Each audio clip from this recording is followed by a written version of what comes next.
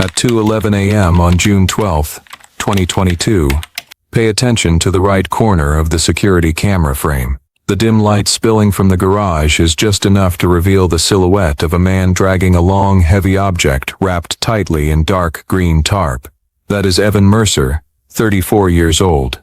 He moves slowly, each step deliberate, pulling the object across the lawn before stopping at the corner of the yard, where an old maple tree blocks most of the view from the neighbors. As he turns, a small tear in the tarp reveals a glimpse of red women's clothing fabric. Evan kneels, opens a roll of industrial duct tape, and wraps several more layers around the tarp, his movements steady and cold, as if he is completing a familiar task, while everyone around him is still deep in sleep. By 2:18, he picks up a shovel and begins digging. The camera has no audio, but the way the soil flies up and falls into small piles shows he had calculated this hole's location in advance. 6 days pass. On the morning of June 18, 2022, the Hartman household calls the Lafayette PD non-emergency line to report that their backyard has started emitting a rotting meat smell drifting from the Mercer property. At 3:25 p.m., police arrive, dig up the freshly filled soil, and immediately discover several unusual pieces of evidence. Torn industrial trash bags, large sections of duct tape still caked with mud, dried blood streaks, and a gag cloth that still retained faint warmth, all clearly documented in the scene report. By 5:12 p.m., the area is cordoned off, and the FBI evidence response team is dispatched from the Indianapolis field office. Officers stand at the edge of the pit, watching the evidence laid out on a white tarp, realizing that the footage from the early hours of June 12 is not simply someone hiding something. Marissa Hale, born April 14, 1995, lived in Bloomington, Indiana, with her 2 young children, ages 4 and 6. Her marriage ended in February 2022, leaving her to juggle single parenting, overtime shifts, and keeping family life from derailing. Friends said she always tried to appear strong, but from May onward, everyone noticed the quiet exhaustion in her eyes. On the evening of June 10, 2022, Marissa met 2 close friends, Chloe Turner, 26, outspoken, and Riley Brooks, 28, calm but quick-tempered when drinking, at the Velvet Fox Bar in Broad Ripple, Indianapolis. It was one of the rare nights she escaped her responsibilities as a mother. Marissa arrived a few minutes late, and according to later statements, she looked like she had run through an entire long week in a single day. By 10:58 p.m., an argument erupted between Chloe and Riley,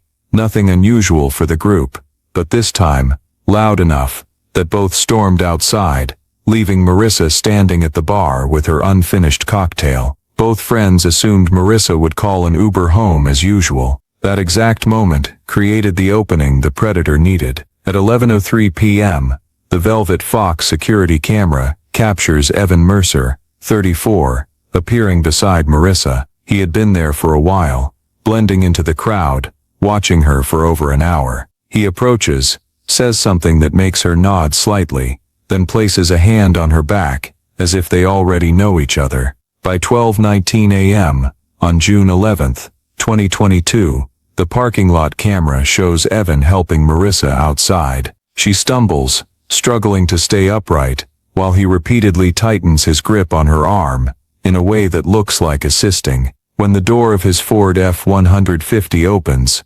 Marissa touches the outside handle, as if trying to pull away, but Evan yanks her back with decisive force. The truck leaves the lot, merges into the sparse nighttime traffic of Indianapolis, and heads straight north on I-65, toward Lafayette. After the parking lot camera records Marissa being pulled into the F-150 at 12:23 a.m., on June 11th, her friends try to reach her again, but get no response. By noon on June 11th, Marissa's mother reports her missing to Bloomington PD, and her photo is quickly added to the missing person alert for the Indianapolis, Bloomington area. In the following days, officers follow every lead, from Uber app history to I-65 traffic cameras to credit card transactions, but there is no trace. Marissa seems to have vanished completely. The discovery of evidence in Evan's backyard, on June 18th, immediately turns the missing person case into a criminal investigation. By the morning of June 19th, 2022, at exactly 8 a.m., when the search warrant is officially signed, and the team enters the house on Sagamore Parkway South, an uneasy feeling spreads among the officers. The thick silence of a home whose owner left in a controlled state, but overlooked small fragments that signal the opposite. The upstairs is neat to the point of being almost sterile. Clean kitchen, aligned furniture, TV unplugged, no muddy footprints, nothing disturbed. But that very neatness only highlights the anomaly when they find the basement door, locked from the outside, with a long iron bar and a brand new padlock. At 9:12 a.m., the basement is opened. A cold rush of air rises, carrying the sharp smell of mold, disinfectant, and rust. The low-ceilinged windowless space is lit only by a weak overhead bulb. Against the east wall is a thin mattress placed directly on the concrete floor, covered in dried bloodstains turned brownish-gray, some older, some spreading wider. At shoulder height are two large steel chain hooks, bolted with industrial bolts, not the kind sold at hardware stores. A short length of chain lies draped on the floor, its surface bearing metal scrape marks on the brick. When flashlights sweep the right corner of the ceiling, the investigators freeze. A small camera is securely mounted, pointed straight down at the mattress. The wiring runs along the baseboard into a carefully concealed outlet. This is not a temporary holding room. It is an observation room. On a rough wooden shelf against the wall are two syringes with residual liquid, later identified as veterinary ketamine, capable of rendering a victim unconscious or semi-conscious. Nearby are three used latex gloves, a roll of duct tape with long brown hair stuck to it, and a dark towel with a musty odor. While searching the wall near the stairs, one investigator finds lines written in black marker. Day 1, quiet. Day 3, resistance. Day 5, break. No dates, no descriptions, just dry notations, but enough to picture a cycle in which the captor documented the victim's psychological collapse. Most chilling, every trace indicates someone was bound, held, and bled here. But there is no body, no evidence sufficient to conclude anyone died on site. No signs of decomposition. When technicians check the electrical system, motion sensors in the basement show the most recent activity, at 10:14 p.m. on June 8, 2022. 3 days before the bar camera captured Marissa still with her friends in Broad Ripple. That raises a chilling question. Was someone in the basement just before Marissa, and where is that person now? By 1:30 p.m., as they expand excavation in the backyard, the team uncovers multiple layers of disturbed soil at varying depths and compositions, signs of repeated digging and refilling over 3 years. No bodies are found, but the number of pits is enough for investigators to understand that this is not just a backyard.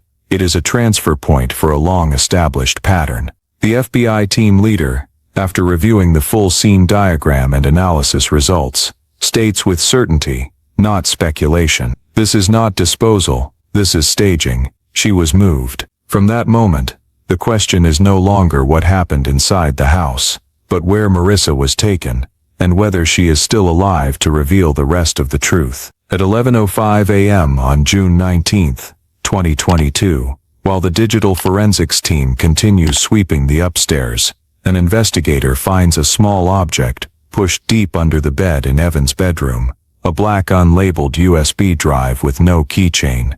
Its hiding spot shows it was not forgotten, but something Evan intended to conceal and did not have time to take when he left Lafayette.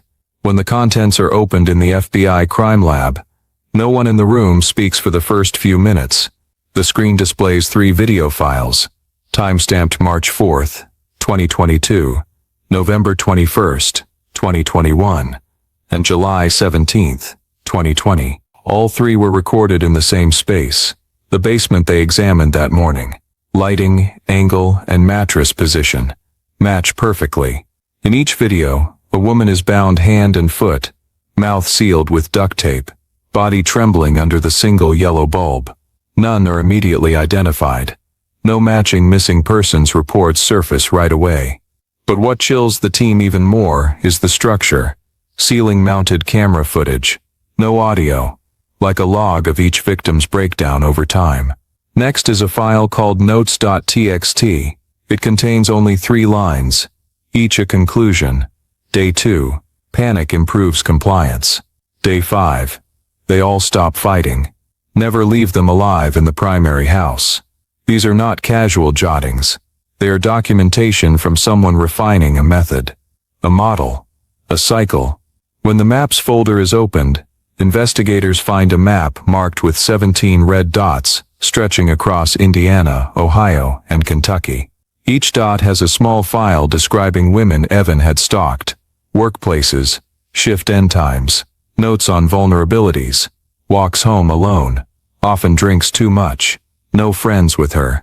Some are marked failed, or no opportunity, but 3 points labeled successful make the entire team exchange looks.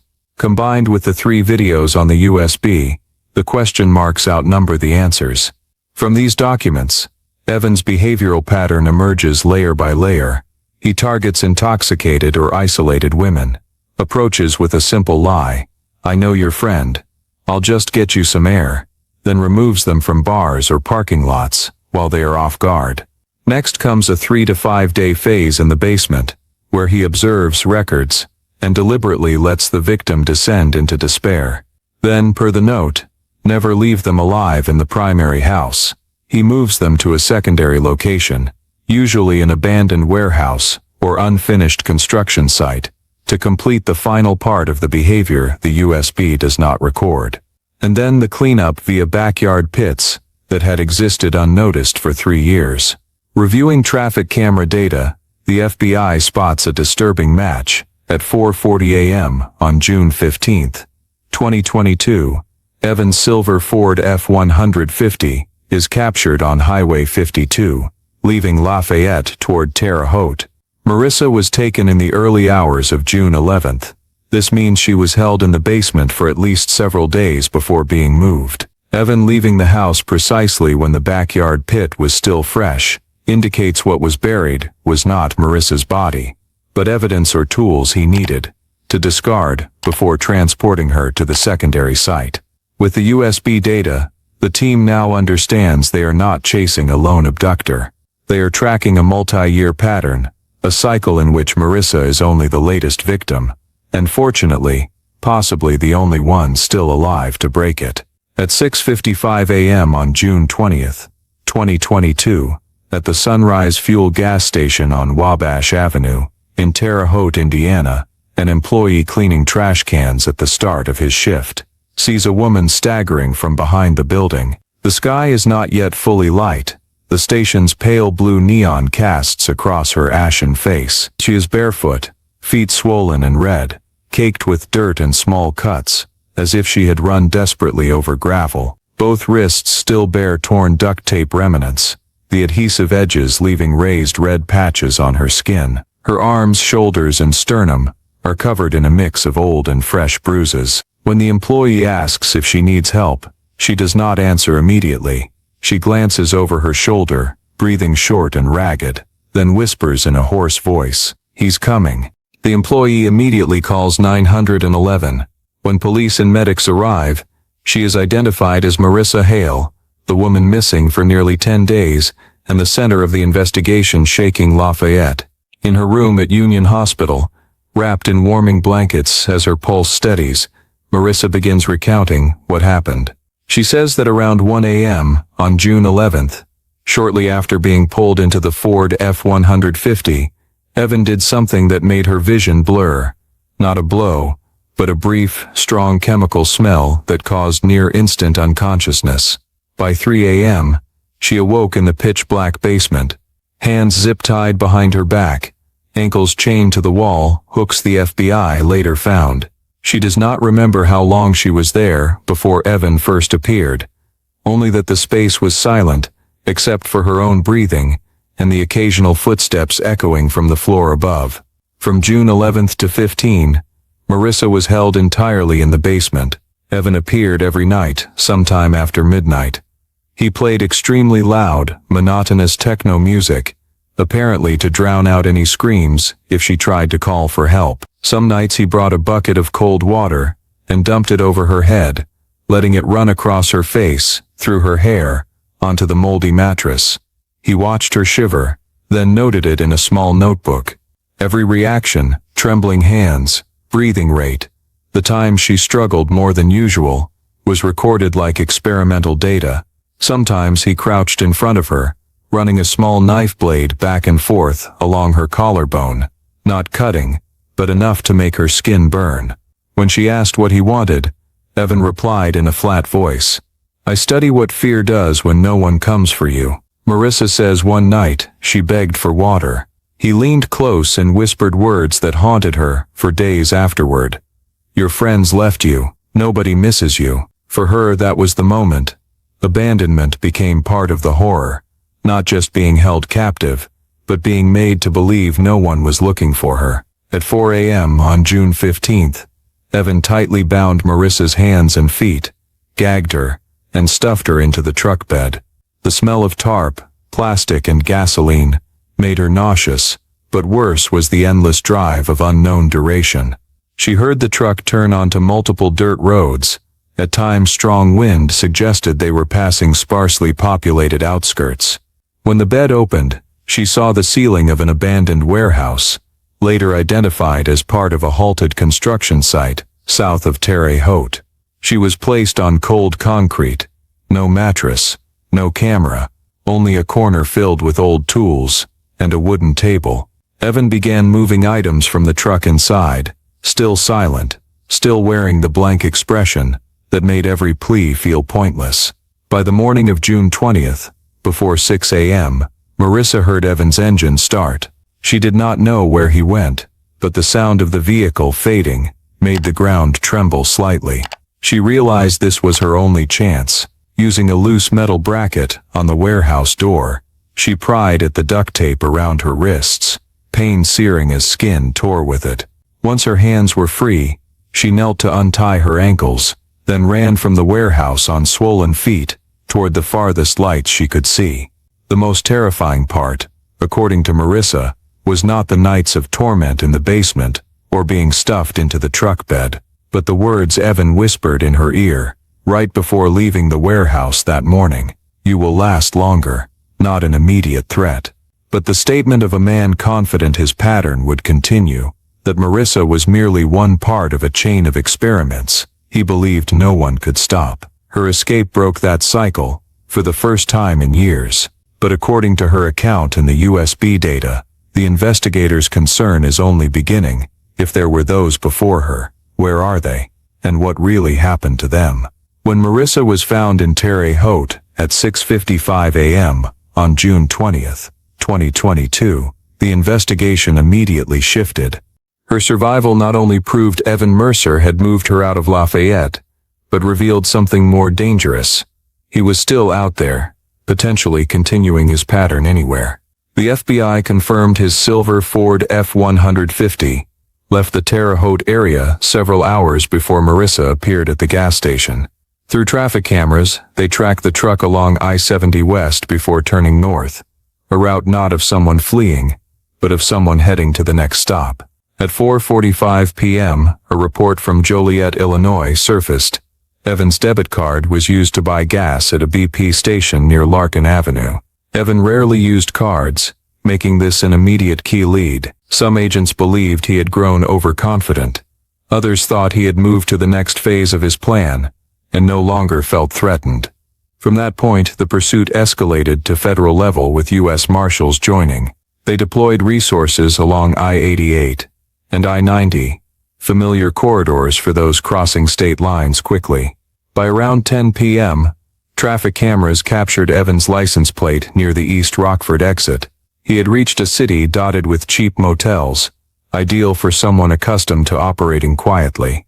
At 2:20 a.m. on June 21st, 2022, after hours of surveillance, Marshals and FBI teams stormed the Red Roof Motel on East State Street. The F-150 was found parked against the rear wall, streetlights casting gold across its hood like a silent marker. When they breached room 118, Evan stood in the middle of the room, unarmed, not attempting to flee, showing no surprise. He raised his eyes to the agents entering, then turned and placed his hands behind his back, without being told. As the cuffs clicked on, Evan spoke only one sentence, quiet but clear. "You saved one." There were more. His tone held no threat, no remorse.